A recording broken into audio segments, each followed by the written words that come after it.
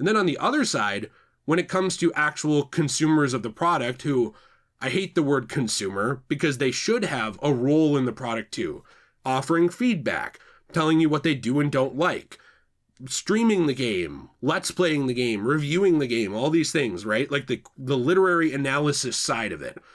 You don't release a book out into the wild and you just throw it into the wind and hope it finds someone. The whole point of releasing it is to get something back as well. And I think that side also feels ignored because there's a lot of normal people who they feel like, hey, look, I have good ideas too, but I'm a plumber. Or, hey, I'm playing Marvel Rivals and I think this one balance tweak would actually help the game. And they might actually be totally right. Just because they're a teacher or a plumber or a bus driver or a policeman doesn't mean that they're wrong. Or they might be totally wrong because they might not understand that doing this in the context of game development doesn't work. Something that's happened in the past, even within game companies. You want to see something like this?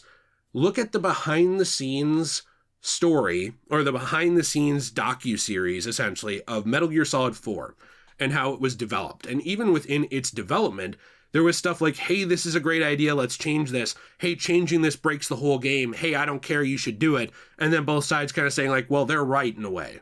Both sides are right in a way. And this is something that I think happens a lot of times where game developers will look at those people and they'll be so frustrated with what's going on in their company that they'll say, learn to code, bro. Or you don't know what you're talking about.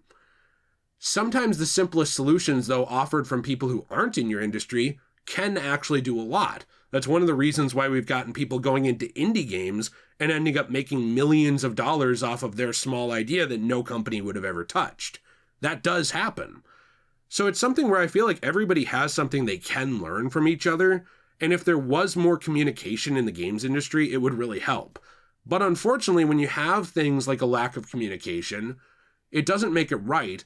But then you have things like data breaches and leaks and all this stuff where people will do these bad things and then they will spread the information around and it will end up everywhere.